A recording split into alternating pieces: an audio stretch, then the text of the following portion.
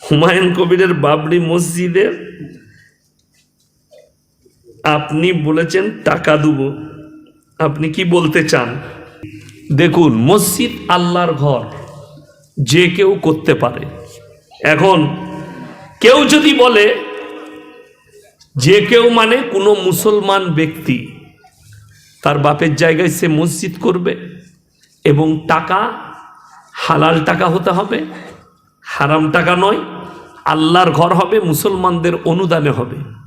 এখন কেউ যদি বলে যে সে মসজিদ করবে কেন, স্কুল করুক, কলেজ করুক, এটা করুক, আমি আপনার যুক্তি মেনে নিলাম। এখন উনি যদি আপনাকে বলে যে এই মসজিদে, অনেকজন বলছে যে এই মসজিদগুলোতেই মুসল্লি নাই, আবার একটা মসজিদ করে কি হবে? আপনাকে আমি পশ্চিম বাংলায় 100টার মধ্যে 90টা গ্রাম দেখিয়ে দেবো মসজিদে খালি ঝগড়া হওয়ার কারণে তার পাড়ায় আর একটা মসজিদ করেছে। ঠিক বললাম না ভুল বললাম? কথা বলেন। তাহলে সেই মসজিদটা তুমি বাধা দিলে না, যে গ্রামে আর একটা মসজিদ থাকতে আর একটা কেন করছিস, এটাতে কর। তাইলে তোমাকে যুক্তি দিতে হবে, মসজিদ হোক, পাড়ায় পাড়ায় হোক, কিন্তু মুসলমানের দায়িত্ব হচ্ছে নামাজ পড়া। মসজিদ তৈরি করাটাই বড় জিনিস নয়। আমি তো নিজে বলেছি গত বছরে যে আমি টাকা দেবো, আমি নিজে বলেছি তৈরি করুন, টাকা দেবো, হিস্সা দেবো। শুধু ওখানে আমাকে একজন রানাঘাট থেকে ফোন করে বলছে আমরা একটা বাবরি মসজিদ তৈরি করবো। আমরা করুন, আলহামদুলিল্লাহ। বলছে আপনি টাকা দিবেন তো? হুমায়ুন কবিরকে টাকা দেবো বলেছেন? আমি অবশ্যই তোমাকে দেবো, আল্লাহ আমাকে যতটা যোগ্যতা দিবে ততটা দেবো। তবে তুমি যদি বলো গোটাটাই করে দিতে হবে, তাহলে আমার বাপের যত সম্পত্তি আছে সেগুলো বেচেও হবে না, ভিক মাংতে হবে। ইসলাম তো ওটাও নিষেধ করেছে যে সব দান করে দাও না। মসজিদটা বাবরি বাবর সম্রাটের নামে কি করা যাবে ওইটা? দেখুন, বাবর সম্রাটের নামে কেউ যদি নেক উদ্দেশ্য নিয়ে করে, বাবরের নামে মসজিদ করতে হবে এরকম কোনো জরুরি নয়। এখন মসজিদ যে কোন নামে করতে পারে। আমি মসজিদ করছি, ইয়াসিন নাম দিয়ে দিলাম, কি বলেন? অনেকজন নাম দিয়েছে, মক্কা মসজিদ আছে, মদিনা মসজিদ আছে, কি বলেন? বাংলাদেশে দেখবেন অনেক ব্যক্তির নামে মসজিদ আছে, ভালো ভালো সাহাবীদের নামে, বাইতুল হারাম, কি বুঝলেন? অনেক রকম মসজিদ আছে। এখন বাবর হচ্ছে ভারতের একজন বিতর্কিত লোক। কি লোক বললাম? বিতর্কিত লোক। বিতর্ক হয়েছে সেটা নিয়ে। দেখুন, এখন এমন পরিস্থিতিতে পৌঁছেছে, আমি না পক্ষে না বিপক্ষে বলতে পারবো। তবে মসজিদ কেউ যদি তৈরি করে, একটা মুসলমান হিসাবে আমি তার পক্ষেই থাকবো। এখন কি নাম দিচ্ছে না দিচ্ছে, এর ভেতরে অনেক বড় কাহিনী আছে। সেই কাহিনীতে আমি না ঢুকতে চাই, না আমি ওখানে জড়াতে চাই। আমার মতো মৌলবি সাধারণ ব্যক্তি আমরা, কেউ মসজিদ করছেন তার পক্ষে আছি, কেউ বিরোধিতা করছেন সে তার যুক্তিতে করছে, সে করবে, করুক। কিন্তু এইটার ভেতরে আপনারা দেখছেন 1 সপ্তাহ ধরে যে নাটকীয় মোড় চলছে, সেখানে আমাদের মতো মৌলবিদের না জড়ানো উচিত আমি মনে করি। আমাদের মতো, আমি ব্যক্তিগত আমি জড়াইনি, আমারও ইনভাইট আছে কালকে যাবার, কিন্তু আমার সময় হবে না, আমার সময় অভাব, আমি যাব না। এরপর কে যাবে তার ব্যক্তিগত ব্যাপার, কে যাবে তার ব্যক্তিগত ব্যাপার, কে যাবে না আমি কেউকে নিষেধ করতে পারবো না যে মসজিদ উদ্বোধন হচ্ছে যাও না, নিষেধ করতে আমি পারবো না। কেন? আল্লাহর ঘর কেউ করছে, নামাজ হবে, সেখানে সে করতেই পারে। তবে অনুরোধ করব যে মুসলমান যেন বিপদগামী না হয়, মাথায় রাখবেন। আবেগ ভালো লয়, বিবেক ভালো। কোনো জিনিস আবেগে করবেন না। আপনার মনে হলো আপনি আবেগে গিয়ে আপনার তিলকচাঁদপুর মোড়ে একটা বাবরি মসজিদ করবেন আপনি, আর এটাকে আবেগ বলা হয়। আর বিবেক হচ্ছে আলাদা। বিবেক হচ্ছে যে সমাজে যেন ফিতনা ছড়ায়। কোরআনে আছে আল ফিতনা তো আসাদ্দু মিনাল কাতল। ফিতনা হচ্ছে মার্ডার করার থেকেও খারাপ গুনাহ। একটা মানুষকে মার্ডার করলে যে পাপ হয়, ফিতনা ছড়ালে সেই পাপ হয়। আমি বলবো হুমায়ুন বাবু আমার কাছের মানুষ, অন্তরের মানুষ, আমার সঙ্গে ভালো সম্পর্ক আছে, এবং যে বক্তারা অনেকজন বিরোধিতা করেছেন, অনেকজন তিনার বিপক্ষে বয়ান দিয়েছেন, তিনারাও আমার আপন অন্তরের অনেকজন বন্ধু মানুষ বিরোধিতা করেছে, তিনারা করেছেন তিনাদের যুক্তিতে, কিন্তু আমি উনার মসজিদ করার বিরোধী নই, এটা আমার নিজের ব্যক্তিগত ইচ্ছা। তাই বেঈমান কাফেররা বাইরে তবলিগ করছে, নবী মুহাম্মদ সাল্লাল্লাহু আলাইহি সাল্লাম যে কোরআন তেলাওয়াত করছে সে কোরআন তোমরা শ্রবণ করো না, শোনো না, হাততালি মারো আর কানেতে আঙুল দাও।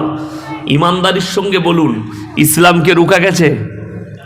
রুখতে পেরেছে? আজ পৃথিবীতে 250 কোটি মুসলমান, বলুন সুবহানাল্লাহ, 250 কোটি, রুখতে পারেনি। এখনো দ্রুত গতিতে ইসলাম ছুটছে। তসলিমা নাসরিন গালি দিচ্ছে, নূপুর শর্মা বলে একটা মেয়ে কয়েক বছর আগে মোহাম্মদ সাল্লাল্লাহু আলাইহি সাল্লামকে গালি দিয়েছে। আমি এদিকে গুনতিতে ধরি না, জানি না কে গুনতিতে ধরে, গুনতি নয়।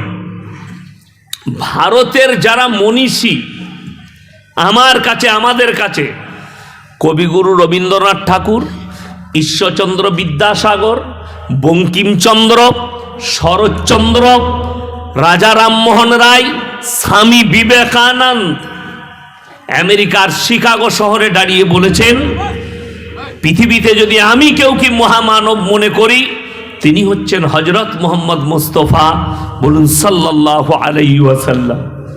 তাহলে নূপুর শর্মা কি স্বামী বিবেকানন্দর থেকে দামি লোক? না।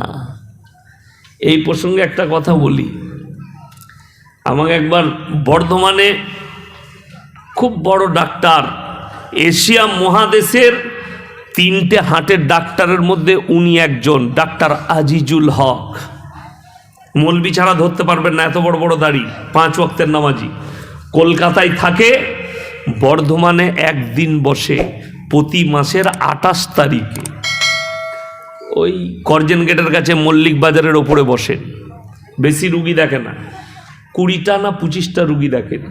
ওনার বাড়িতে পার্সোনাল প্রোগ্রাম করেছিল, আমি তখন খাগড়াগড় মাসায় থাকতাম, গেছি, প্রোগ্রাম শেষ হলো, ওনার একজন রিলেটিভ যাদবপুর বিশ্ববিদ্যালয়ের প্রফেসর, তিনি আমাকে খাবার সময় জিজ্ঞেস করলেন, মৌলী সাহেব একটা প্রশ্ন করবেন? করুন।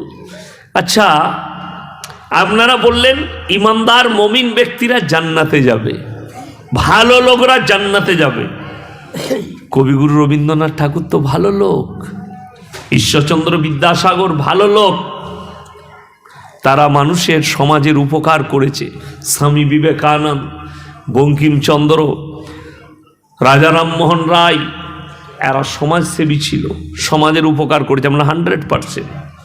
এখন এইখানে একটা মাসলা শুনেলেন, আপনারা কি বলছেন শুধু মুসলিম আমরাই ভালো কাজ করি, কোনো হিন্দু ব্যক্তি ভালো কাজ করে না? কথা বলেন, অনেকজন করে, কতজন করে, খুব ভালো কাজ করে, অনেক ভালো ব্যক্তি আছে, সমাজ সেবা করে, মানুষের উপকার করে। এখন জান্নাত আর জাহান্নামের মাসলা এখানে হচ্ছে, যারা ঈমান আনেনি, আল্লাহর প্রতি বিশ্বাস আনেনি, নবী মুহাম্মদ সাল্লাল্লাহু আলাইহি সাল্লামকে বিশ্বাস করেনি, যদি কেউ এরকম ব্যক্তি থাকে আর ভালো কাজ করে, তার বদলা আল্লাহ তাকে দুনিয়াতেই দিবে, পরকালে আর কিচ্ছু থাকবে না। এইটা হচ্ছে মাসলা সহি। কেন? যদি বলেন দুনিয়াতে কি পেল, আমি বলছি যতদিন স্কুল, কলেজ, ইউনিভার্সিটি, কিয়ামত পর্যন্ত আপনি যে কোনো স্কুলে যান, প্রাইমারি, শিশু শিক্ষা কেন্দ্র, হাই স্কুল, কলেজ, ইউনিভার্সিটি, যেখানে যাবেন, হেডমাস্টার যে অফিসে বসে তার মাথার উপরে কার ছবি টাঙানো থাকে? কাজী নজরুল ইসলাম, কবিগুরু রবীন্দ্রনাথ ঠাকুর, বঙ্কিমচন্দ্র, শরৎচন্দ্র, স্বামী বিবেকানন্দ মাথার উপরে টাঙানো থাকে, থাকে না? থাকে না? আমাদের সমাজে আপনারা তাকালে দেখবেন তাদের জন্ম মৃত্যু বার্ষিক পালন হয়, হয় না? হয় না? ইসলামী শরীয়তে হারাম, আমাদের শরীয়তে জন্মদিন পালন করা যাবে না। তবে পানাগড়, কাঁকুড়া, কৈচরের লোকের একটু পয়সা হলে করবেন, কাঁকড়া করে না, তাই না? করে না। পানাগড়ে বাস করছে, বাড়ি করেছে, স্ট্যান্ডার্ড পাশে ইহুদি খ্রিস্টানরা বাস করে, কিছু বেঈমান কাফের, ওরে বাবরে তার ছেলে জন্মদিন পালন করছে, টাকা হয়েছে। তো আমাদের দেশের লোকের একটা গোলমাল আছে, একটু যদি পয়সা হয় তার চলন আলাদা হয়ে যায়, তার বলন আলাদা হয়ে যায়। কি বুঝলেন? আমি ওই আপনাদের এখান থেকে ঢুকে গিয়ে, ওইটা হচ্ছে বিষ্টুপুর গ্যাড়াইয়ের পাশে, জানেন না? আমি জলসায় গিয়েছিলাম, তো আমাকে একজন বললে যে অমুক দাতা, যেমন লেখা আছে আপনার বীরভূমের দাতা বাবা লেখা আছে না, অনেকজন গাড়িতে দাতা বাবার দান লিখেছে, হারাম। দাতাকে কথা বলে না, আল্লাহ ছাড়া কেউ কি দাতা বলা যাবে না। দেনেওয়ালা মালিক আল্লাহ। মাল আমার কাছে আছে, আমি ইনাকে দান করছি, ঠিক আছে, কিন্তু সে মাল আমার নিজস্ব নয়, আল্লাহর দেওয়ার নিয়ামত। কিছু আমাদের দেশে জিলাপি হুজুর গুটকাখোরগুলো বলছে যে আরে মানুষ তো তুমি মাল দান করো, তা তুমিই দাতা। কে বললে ওটা দাতা? ওটা সামাজিক দাতা, কিন্তু অরিজিনাল দেনেওয়ালা তিনি হচ্ছেন আল্লাহ। আচ্ছা, যে মানুষ মারা যায় সে কিছু দেয়? কথা বলেন, কিচ্ছু দেয় না। যাই হোক, ওটা পরে আলোচনা করব।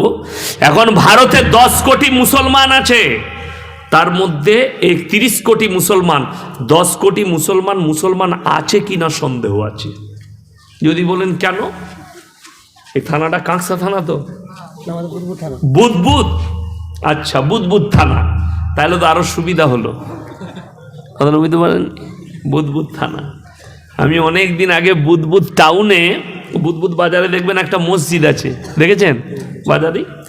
আমাকে ওরা জানি না কিছু ছেলে বললে উनको बुला लीजिए, अच्छा तकरीर करते हैं मौलवी शौकत साहब का लड़के को। আমাকে ডাকলে আর বললে রাঁচি থেকে পৃথিবীর সব থেকে দামি মুফতি আসছে। আমি শালা কি দেখবো একবার, কত বড় মুফতি। স্টেজে 7খানা গুটকা ছিঁড়ে মুখে ভরে এলো, বাস্তব কথা বলছি, 7টা গুটকা ছেড়ে আমার পাশে বসে মুখে ভরলে।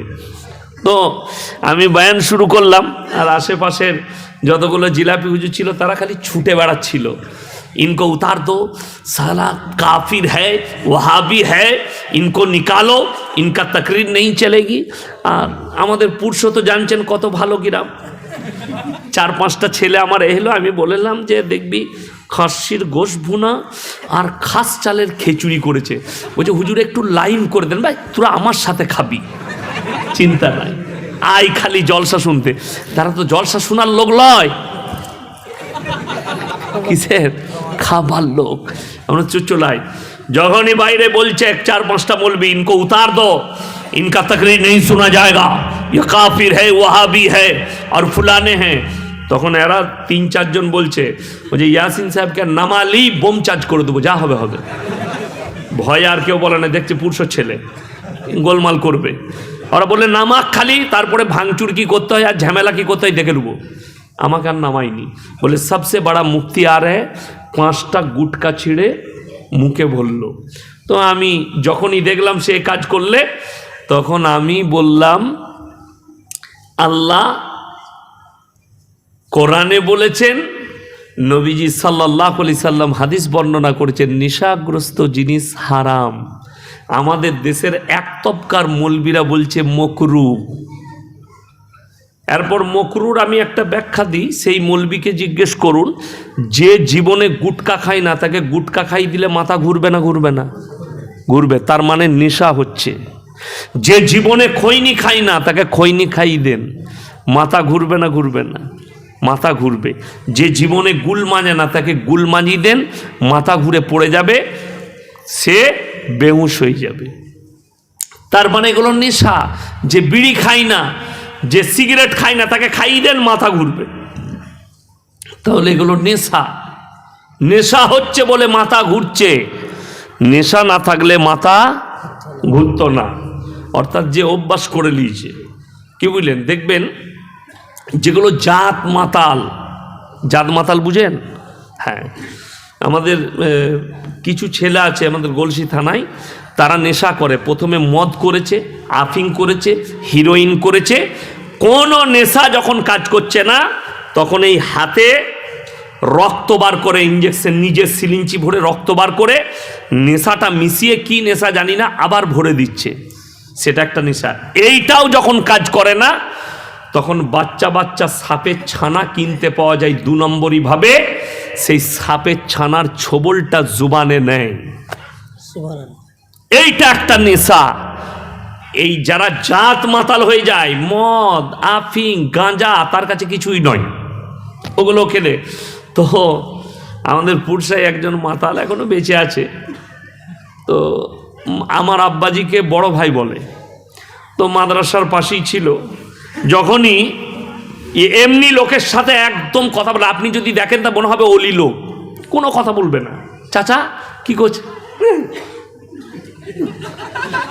কথা বলে না, ভালো মুখে।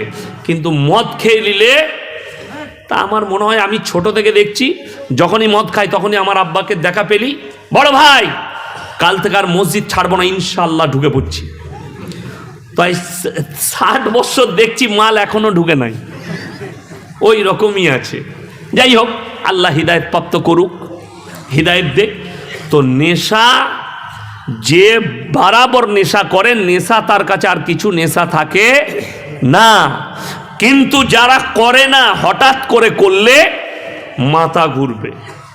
যাই হোক, আমি যখন এই কথা বললাম, তখন উনাদের বড় মুফতি সাহেব বলছে, হাম नहीं रहेंगे, हमको बेइज्जती किया है, জেলে जाएंगे। তো আমি নামার পরে যখন খানা খাচ্ছি, 2-4টা ছেলে এলো, বলে हजरत आपने उनको बेइज्जती कर दिया, इतना बड़ा मुफ्ती। बोले कितना बड़ा है बे, कितना बड़ा, उनको पूछो कि वो जो मुंह में फाड़ के डाला वो क्या है, कौन सा शरीयत है। আরো রেগে গেছে, লোকগুলো তো সব শ্রোতা আমাদের, শ্রোতা কাদের, আমাদের। যেমনি আমার শেষ, সব পালিয়ে গেল খেজড়ি খেতে, 3 জন আর আমরা সারা রাত যত বকবি। বড় কষ্টের বিষয়, 10 কোটি মুসলমান নাই কেন বলছি, তার প্রমাণ বুদবুদ থানায় দেবো, পানাগড় আপনাদের কাছে কাঁকসাই দেবো, পানাগড় বাজারে পাবেন, আপনার মোড়ে পাবেন, তিলক চাঁদপুর মোড়ে। ইমানদারির সঙ্গে বলুন তো, আমরা সবাই আল্লাহকে বিশ্বাস করব ইনশাল্লাহ? করি না? জোরে হাত তুলে বলুন ইনশাল্লাহ। হ্যাঁ, আল্লাহকে যখন বিশ্বাস করেন, আল্লাহর সব হুকুম মানতে হবে না, হবে না? কথা বলেন, সব হুকুম মানতে হবে। আপনি আল্লাহকে বিশ্বাস করেন মানে আল্লাহর হুকুম মানতে হবে। আপনি নবী মুহাম্মদ সাল্লাল্লাহু আলাইহি সাল্লামের উম্মত নিজেকে বললেন, মানে আপনাকে নবীজি সাল্লাল্লাহু আলাইহি সাল্লামের আদর্শ মোতাবিক, হাদিস মোতাবিক আপনাকে জীবনযাপন করতে হবে। এখন ইমানদারির সঙ্গে বলুন, সুদ খাওয়া হারাম না হালাল? জোরে বলুন, কানে কালামি, হারাম। তাহলে এই কাঁকুড়া কৌচরে এই আশেপাশে 3টে গ্রামে একটা মুসলমানও সুদ খায় না। আমি কেন বলছি বলুন তো, আমার কিন্তু চাকরি যাবার ভয় নাই। ভয় আছে? সকালবেলা বার করে দেবো ইয়াসিনকে? না, আমার গাড়ি দাঁড়িয়ে আছে, নামবো, পালাবো। কালকে যেখানে জলসা আবার বলবো, লিলে লিবি, নাহলে লিস না। আচ্ছা বলুন তো, এই সুদ হারাম, এটা কি কোনো মৌলবীর নিজস্ব ফতোয়া? কথা বলেন। আল্লাহ কোরআনে বললেন, ওয়াহাল্লাল্লাহুল বাইয়া ওয়া হাররামার রিবা, সুদকে হারাম করেছি, ব্যবসাকে হালাল করেছি। নবীজি বললেন, একবার সুদ খেলে নিজের জন্মদাতা আপন মায়ের সঙ্গে 36 বার জিনা করার সমান পাপ হবে। বলুন নাউজুবিল্লাহ। আপনি ভেবে দেখুন, আজকে জেনে বুঝে, হারাম জেনে একটা লোক সুদ খাচ্ছে, হারাম জানার পরও হারাম সে জানে। কেউ যদি হারাম জানার পরে সুদ খায়, সে যেন আল্লাহর সঙ্গে যুদ্ধ ঘোষণা করলো। সে আর মুমিন থাকলো না। সকালবেলায় আপনাদের এলাকার চায়ের দোকানগুলো খোঁজ নেবেন, কারা সুদখোর মাল কটা আমাকে গাল দিবে। ও বাজে মৌলবি, ওকে আবার দাওয়াত দেয়, কে গাল দিবে? সুদখোর। আচ্ছা, আমাকে গাল দিলে সুদ হালাল হয়ে যাবে? কথা বলেন। এই মৌলবিদিকে গাল দিলে সুদ হালাল হবে? পৃথিবীর কোনো বাপের বেটা মৌলবি হালাল করতে পারবে না, আর মৌলবিদিকে গালি দিয়ে হালাল করা যাবে না। আপনি যদি নিজেকে মুসলমান বলেন, 100% হারাম। আর হাদিসে আছে, যারা হারাম খায় আল্লাহ তাদের দোয়াকে কবুল করবেন না। যারা নিজেদের সন্তানের মুখে হারাম লুকমা তুলে দেয় তাদের সন্তান নেক হতে পারে না। আপনি বিবেচনা করুন। নাম্বার 2, মদ খাওয়া হারাম না হালাল? হারাম।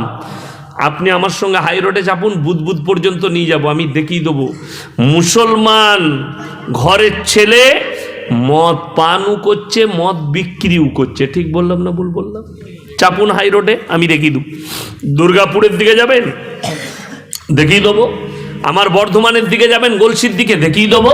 মুসলমান ছেলে হোটেল করেছে, লাইসেন্স বার করে মদ বিক্রি করছে, অথচ সে জানে এটা হারাম। লটারির টিকিট হারাম না হালাল? হারাম। তিলক চাঁদপুর মোড়ে দেখিয়ে দেবো, মুসলমান কাউন্টার লাগিয়ে লটারি বিক্রি করছে আর মুসলমান লটারি কাটছে। ঠিক বললাম না ভুল বললাম? বুধ বাজারে দেখাবো, গলসিতে দেখাবো, আমার পুরসাই দেখাবো, আপনার পানাগড় বাজারে দেখাবো, যটা বাজারে যাবেন, বর্ধমান টাউনে চলুন, আমি দেখিয়ে দেবো মুসলমান ছেলে কাউন্টার লাগিয়ে লটারি বিক্রি করছে। আমাদের গলসি বাজারে তো আবার অবাক হয়ে যাবেন, এরকম টেবিল লাগিয়ে হারামখোর বেচছে তো বেচছে লটারি, সেইখানে আবার আজমিরের আর পাথর চাবড়ির ফটো লাগিয়ে রেখেছে, দিয়ে ফুলের মালা। আমি বলি এইটা কি? বলে খাজা বাবা বরকত দিবা। বলে বে, লটারিতে খাজা বাবার বরকত? আমাদের তো জানা ছিল না। লটারি হারাম না হালাল? হারাম। কিন্তু ওইখানে খাজা বাবার বরকত নিবে। আমরা বললি খারাম মৌলবি, গালি দেবে, কিন্তু বাস্তব চিত্র বলছি, তারা বরকত মনে করে। আচ্ছা, যারা লটারি বিক্রি করে তারা মসজিদে আসে না? আসে না? কথা বলেন। নামাজ পড়ছে, আতর লাগিয়ে ফাঁস কাতারে নামাজ। কি বুঝলেন? একটা গুদা বাংলায় কথা আছে, বগলে গুয়ের গন্ধ আর বাপ নাম রেখেছে আতর আলী। কি বুঝলেন? নাম হচ্ছে আতর আলী, কিন্তু বগলে গুয়ের গন্ধ। এ লটারির টিকিট কাটছে, মানে একদম সম্পূর্ণ হারাম।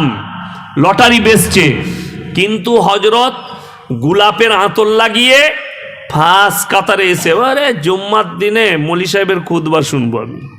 কি বললেন? আর মলি সাহেব যখন খুতবা দিচ্ছে, তোমরা সবাই নামাজি হবে, ই হবে, হ্যাঁ, আল্লাহকে তোমরা ভয় করো, এই তখন মাথা লড়াচ্ছে।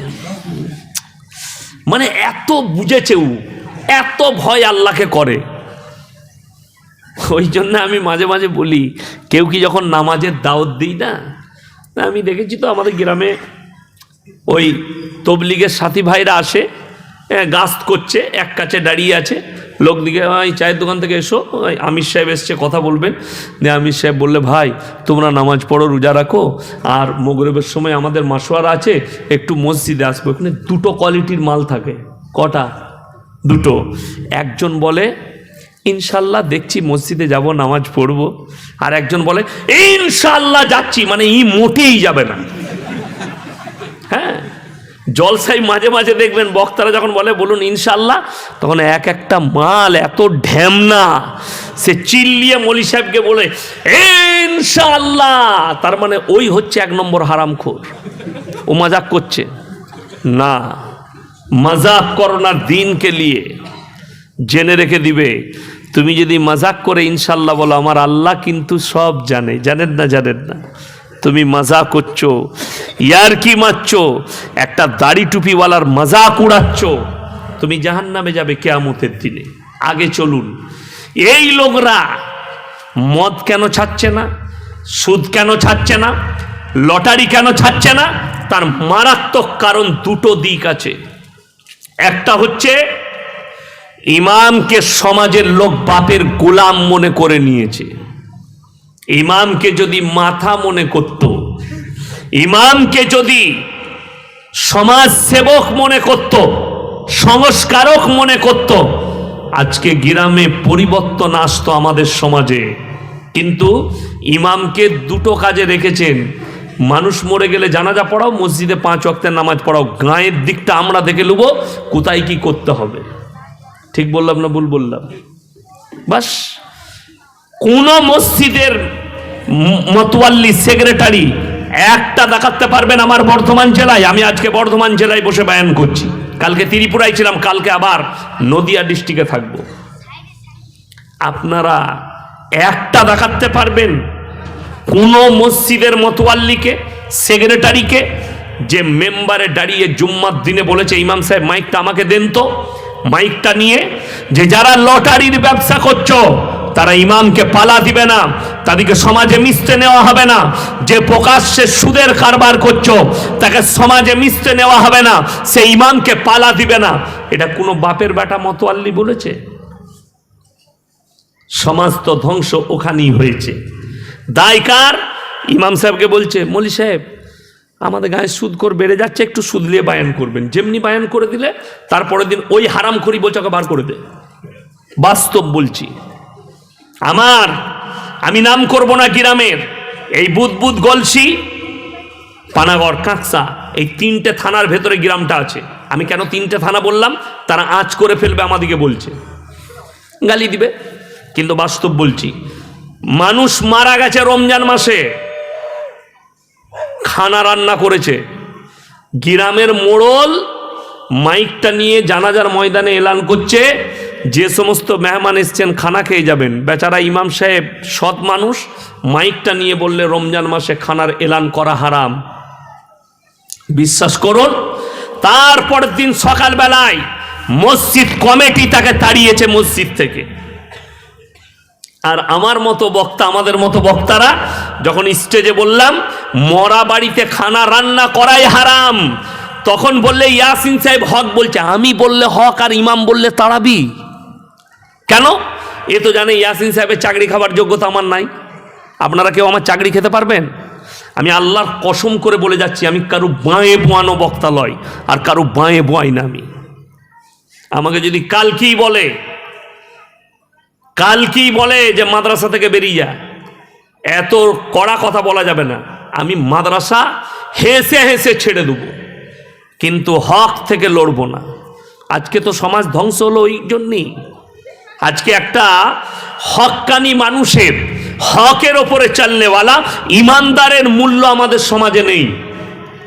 আপনি দেখলেন পানাগড় বাজারে, উদাহরণ দিচ্ছি, একটা 10 বছরের বাচ্চা ছেলে, এতিম, মা নেই, বাপ আলাদা বিয়ে করেছে, ছেলে ভিক্ষা করে খায় পানাগড় বাজারে। লোকের কাছে বাস থেকে লোক নামে, কাকা 5 টাকা দেন খাবো, 10 টাকা দেন, এরকম ছেলে বাজারে ঘুরে বেড়াচ্ছে না? বেড়ায়নি, বেড়াচ্ছে। এখন সে সেই দিনে কারো কাছে টাকা পায়নি, তো এরকম আমাদের মতো একটা চাচা নাহলে মৌলী সাহেব পেয়েছে, পকেটে হাত মেরে দিয়েছে, 10 টাকা বার করেছে, হাতটা টিপে ধরেছে, এই চুরি কেল্লি কেন? লোক জড়ো হয়েছে, মানুষ তাকে গাছে বেঁধে দিয়েছে, একে পিটাও। এই বাচ্চা ছেলে 10 বছরের চুরি করছো, এত বড় আস্পর্ধা, পকেট মার, একে পুলিশের হাতে তুলে দেখে হোমে পাঠিয়ে দে। দুঃখ লাগে, পেটের জন্য 10 টাকা চুরি করে তাকে চোর বলে গাছে বেঁধে পিটাচ্ছ। আর যারা কমের লাখ লাখ টাকা মেরে নিচ্ছে, গরিবের, এতিমের, মিসকিনের টাকা মেরে নিচ্ছে, তাকে স্টেজে ডেকে গলায় মালা পরিয়ে হাততালি দিয়ে সংবর্ধনা দিচ্ছে। এটাই তো সমাজ। বড় চোরকে স্টেজে, আর পেটের জন্য একটা এতিম চুরি করেছে তাকে গাছে বেঁধেছে। এটাই কিয়ামতের আলামত। আজকে সমাজের বুকে একটা ইমামের মূল্য নেই, একটা আলেমের মূল্য নেই। কেন? তার কথা সমাজের বুকে চলে না। ওই জন্য তো আজকে আমাদের বিবাহগুলোই 100টার মধ্যে 90টা হারাম কাজ হয়। একটা আলেমকে সেখানে দায়িত্ব দেওয়া হয় না বলে, একটা মৌলবীকে সেখানে দায়িত্ব নেওয়া হয় না বলে 100টার মধ্যে 90টা হারাম কাজ হয়। আপনি আমার গলসি থানায় চলুন, অনেক হারামখোর, 2 পয়সা হয়েছে, হিজড়ে নিয়ে এসে নাচাচ্ছে বেটার বিয়েতে, বিটির বিয়েতে। এত বড় হারামখোর, অথচ সে মুসলমান বলে দাবি করছে। এমনকি মুখে হারামখোর এক মুষ্টি দাড়ি রেখেছে, মসজিদেও নামাজ পড়তে যায়। আমি নাম করব না গ্রামের, দুঃখ লাগে, চোখে দেখছি, শুনছি, বাস্তবটা দেখছি। কেন বলছি? অনেক ধিৎকারে বলছি। কেন? তারা মৌলবীর কথা দিবে না। মৌলবী আবার কে? এরা কি বলবে? এদের সাথে আমাদের কি সাথ? এরা বলবে আমাদিকে, এরা দায়িত্ব দিবে আমাদিকে, এরা নেতৃত্ব দিবে। হ্যাঁ, একটা মৌলী সাহেব তো ভিখারি, ও কি নেতৃত্ব দিবে? সালা ইমাম সাহেব একটা বেচারা কষ্ট করে মোটরসাইকেল কিনেছে, এই চায়ের দোকান আলোচনা করছে, টাকা কোথায় পেলে বল দিনি। মসজিদে টাকা মেলিল নি বলিনি, বাস্তব বলছি মলি সাহেব। হ্যাঁ, আমি বাস্তব বলছি। ইয়াসিন সাহেব 26 লাখ টাকার গাড়িতে চাপছে, আরে আল্লাহ চাপাচ্ছে বলে চেপেছি, আল্লাহ চাপিয়েছে, আমাকে যোগ্যতা দিয়েছে কিনা, সবাই কি দেয় না? মলি সাহেবদের যে দস্তরখান, সবারই দস্তরখান এক নয়। কেন জানেন? এই মৌলবীদিকে যেদিকে স্টেজে বসা দেখছেন, এমনি বসেনি। আল্লাহ রসুল সাল্লাল্লাহু আলাইহি সাল্লামের হাদিস, যারা আল্লাহর রাস্তায় দ্বীনের পথে থাকবে, আল্লাহ মৃত্যুকাল পর্যন্ত ইজ্জতের রুজি দান করবেন, বলুন সুবহানাল্লাহ। এই আলেমরা খালি দ্বীনের রাস্তায় আছে, আল্লাহর রাস্তায় থাকার কারণে আল্লাহ ইজ্জতের রুজি দিচ্ছেন। একটা লোক দেখবেন ফাংশন হয়, ফাংশন হয় না, ফাংশনে গায়করা আসে, তাদেরকে কেউ ঘরের ভেতরে খাওয়ায় না মাঠে খাওয়ায়, কথা বলে না? প্যান্ডেলে একটা ঘর করে স্টেজের পেছনে, ওইখানেই ড্রেস করো, ওইখানেই শাল পাতায় খাও। আর মৌলবীদিকে টেবিল চেয়ার, ঘরে নাস্তা, চা পানি, দস্তরখান, এইটা আল্লাহর তরফ থেকে ইজ্জত।